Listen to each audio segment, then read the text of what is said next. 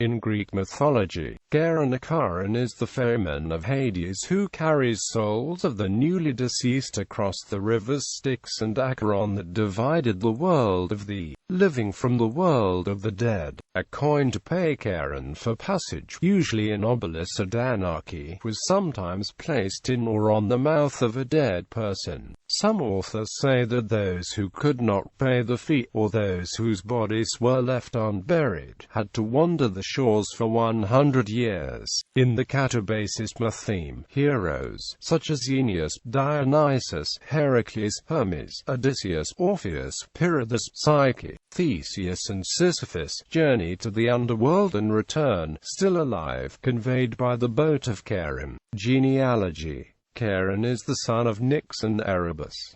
Nyx and Erebus were brother and sister. He was also the brother of Thanatos and Hypnos. Etymology of name. The name Charon is most often explained as a proper noun from chi alpha rho omega nu, a poetic form of chi alpha rho omega pi omicron sigma of keen gaze, referring either to fierce, flashing, or feverish eyes, or to eyes of a bluish-gray color. The word may be a euphemism for death. Flashing eyes may indicate the anger or irascibility of Charon as he is often characterized in literature, but the etymology is not certain. The ancient historian Diodorus Siculus thought that the ferryman and his name had been imported from Egypt.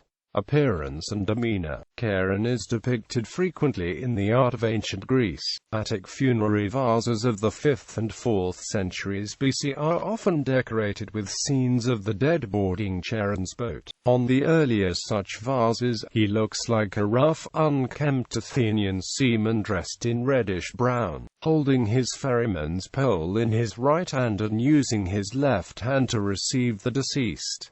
Hermes sometimes stands by in his role as psychopomp. On later vases, Charon is given a more kindly and refined demeanor. In the 1st century BC, the Roman poet Virgil describes Charon manning his rust-colored skiff in the course of Aeneas's descent to the underworld. After the Cumæan Sibyl has directed the hero to the golden bough that will allow him to return to the world of the living, there Charon stands, who rules the dreary coast, a sordid god. Down from his hairy chin a length of beard descends, uncombed, unclean. His eyes, like hollow furnaces on fire, a girdle, foul with grease, binds his obscene attire. Other Latin authors also describe Charon, among them Seneca in his tragedy Hercules Furens, where Charon is described in verse 762 to 777 as an old man clad in foul garb, with haggard cheeks and an unkempt beard, a fierce ferryman who guides his craft with a long pole. When the boatman tells Hercules to halt, the Greek hero uses his strength to gain passage, overpowering Charon with the boatman's own pole. In the 2nd century, Lucian employed Charon as a figure in his dialogues of the dead, most notably in parts 4 and 10. In the 14th century, Dante Alighieri described Charon in his Divine Comedy, drawing from Virgil's depiction in Aeneid 6.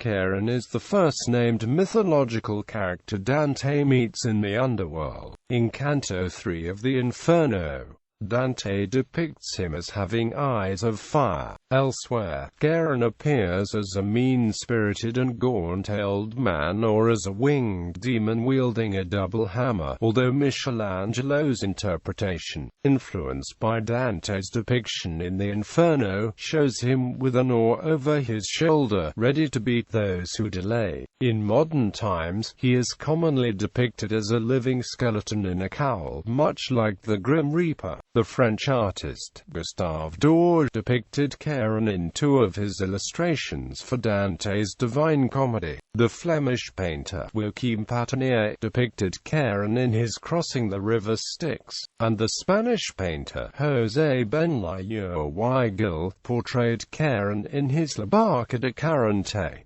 Underworld geography. Most accounts, including Pausanias and later Dante's Inferno, associate Charon with the swamps of the river Acheron. Ancient Greek literary sources, such as Pindar, Aeschylus, Euripides, Plato, and Callimachus, also place Charon on the Acheron. Roman poets, including Propertius, Ovid, and Statius, named the river as the Styx, perhaps following the geography of Virgil's underworld in the Aeneid, where Charon is associated with both rivers.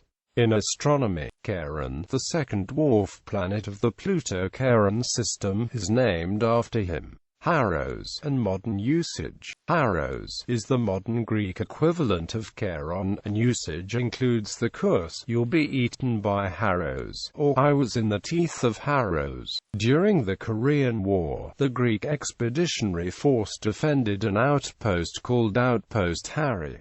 The Greek soldiers referred to it as Outpost Haros.